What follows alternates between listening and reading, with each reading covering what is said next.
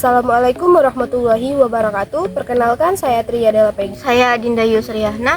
Saya Marsha Ayu Ramadhani. Kami dari Program Studi Pendidikan Ekonomi, Fakultas Keguruan dan Ilmu Pendidikan, Angkatan tahun 2023, Universitas Sriwijaya. Di era digital sekarang, teknologi dan kehidupan sehari-hari sudah tidak dapat dipisahkan lagi. Seperti yang kita ketahui, ada banyak manfaat yang kita dapatkan dari teknologi. Salah satunya adalah komunikasi. Kita dapat berkomunikasi dengan siapapun, dimanapun, dan kapanpun sesuai yang kita inginkan. Tujuan pembuatan video ini untuk menganalisis kasus permasalahan terkait perkembangan teknologi yang berdampak terhadap generasi muda yang ada di lingkungan sekitar tempat tinggal kami.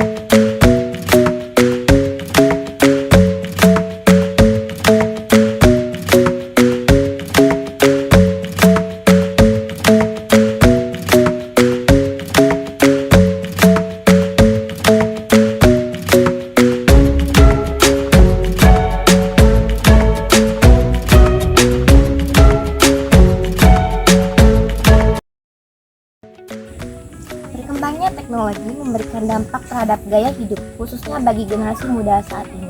Hal tersebut dikarenakan mudahnya mengakses informasi melalui media cetak, televisi, internet, dan gadget. Seiring berjalannya waktu, perkembangan ilmu pengetahuan serta teknologi yang asalnya bertujuan untuk meringankan beban pekerjaan individu, namun lama-kelamaan malah membuat kegelisahan dalam kehidupan di masyarakat karena ada dampak negatif yang ditimbulkan. Oleh karena itu, mari kita simak video berikut ini.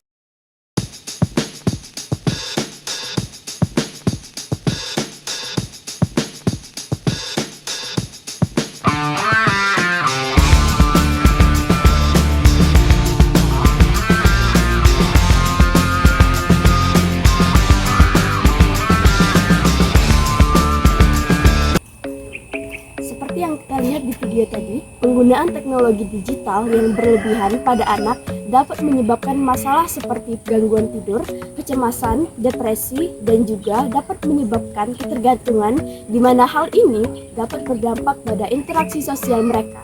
Terlalu banyak waktu yang dihabiskan di depan layar bisa mengurangi interaksi langsung dan menghambat pengembangan keterampilan sosial.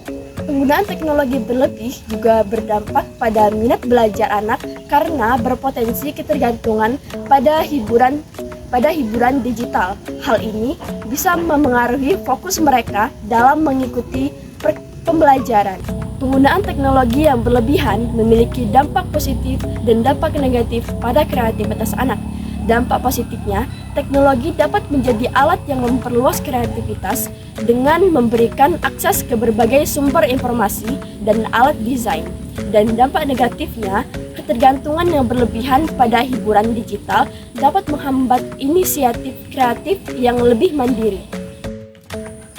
Di Indonesia, perubahan dalam tatanan kehidupan masyarakat juga telah dirasakan akibat masuknya pengaruh teknologi, di mana dalam teknologi ini terdapat internet yang dapat diakses oleh berbagai kalangan masyarakat. Penggunaan internet yang semakin mudah telah disalahgunakan oleh orang untuk melakukan permainan judi. Anggota Polrestabes Kota Palembang menggerebek judi online berkedok warnet di Jalan Kiai Wahid Hashim, Kelurahan Tuan Kentang, Kecamatan Seberang Ulu 1. Dari lokasi tempat penjudian, polisi berhasil mengamankan beberapa orang pemain serta pengelola tempat judi online. Polisi juga menyita sejumlah perangkat judi, 9 buku tabungan, serta 4 ponsel, 2 laptop, dan 11 kartu ATM. Untuk sekali bermain judi, slot, pemain mengaku harus setor Rp15.000 kepada bandar. Selanjutnya, tempat judi berkedok warnet ini disegel polisi. Dampak dari judi online ini dapat membuat orang yang memainkannya menjadi kecanduan bermain judi, mengalami krisis finansial dan terganggunya kesehatan mental, serta yang lebih parah lagi dapat mengakibatkan potensi hukuman pidana terhadap pelaku. Jurnal Pagi pekan ini mengangkat tema utama mengenai darurat asusila. Tema ini kami pilih setelah masyarakat dikejutkan dengan beredarnya video asusila yang dibuat pelajar SMP di Jakarta. Ya, tindakan asusila di kalangan pelajar semakin mengkhawatirkan. Tingginya praktik seks bebas di kalangan pelajar disebabkan mudahnya akses melihat pornografi. Ya, hasil penelusuran Berita Satu menemukan hingga saat ini akses pornografi dengan mudah diakses di warung internet. Masyarakat dikejutkan dengan beredarnya video pelajar SMP Jakarta yang melakukan adegan mesum. Adegan itu dilakukan dan direkam secara terang-terangan oleh rekan mereka. Dorongan berbuat mesum dan merekamnya menggunakan gadget oleh pelajar akibat mudahnya pelajar mengakses pornografi. Salah satunya lewat warung internet atau warnet. Penelusuran tim Berita Satu menemukan pelajar bebas melihat foto-foto dan video porno di salah satu warnet di Jakarta.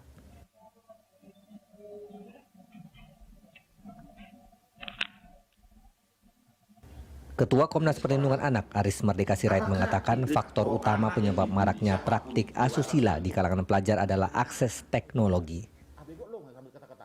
Beberapa negara menerapkan pembatasan akses internet seperti di Cina, Singapura, dan beberapa negara maju lainnya.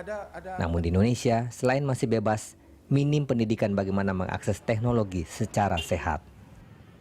Makanya sasaran industri .com sekarang ini itu adalah Indonesia, karena Indonesia itu hampir 60% itu pengguna teknologi itu. Yang anehnya 45 juta itu adalah yang membuka situs pornografi Indonesia. Karena itu tadi tidak ada jaringan yang bisa itu. Artinya ketidaksiapan itu pengaruhnya. Selain warnet, pelajar pun dapat mengakses konten pornografi melalui gadget pribadi, baik itu melalui situs tertentu maupun melalui tawaran aplikasi. Seorang pelajar, Doni, bukan nama sebenarnya, mengaku pertama kali melihat video porno melalui warung internet. Baru ini sih, itu juga diajak temen sih, Mbak. Jadi penasaran lagi juga tuh bareng-bareng nontonnya. Gimana? Di warnet. Memberikan pendidikan seks setelah remaja, apalagi setelah ada masalah, tidak tepat. Karena remaja memiliki energi meluap yang perlu disalurkan.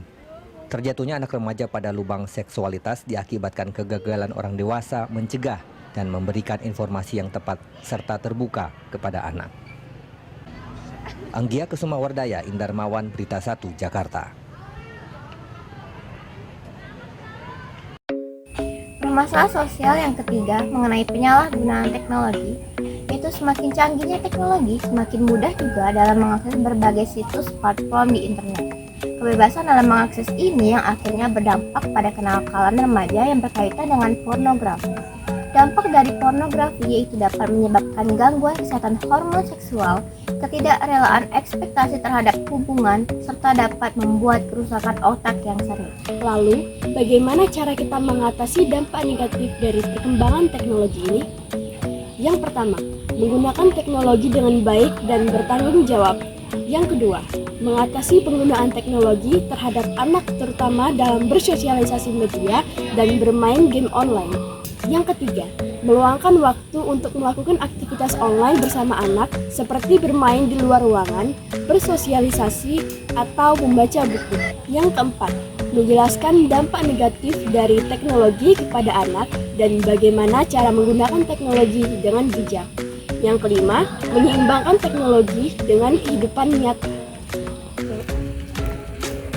Pembelajaran mengenai penggunaan teknologi secara berlebih pada generasi muda dapat disampaikan melalui media pembelajaran berbasis digital seperti presentasi multimedia, video edukatif, dan platform e-learning. Penggunaan contoh kasus statistik dan wawancara dengan ahli dapat memperkaya pemahaman siswa tentang dampak kecanduan teknologi dalam konteks sosial dan psikologis. Jangan biarkan teknologi mengendalikan hidup kita, tapi kita yang harus mengendalikan teknologi. Sekian dari kami. Wassalamualaikum warahmatullahi wabarakatuh.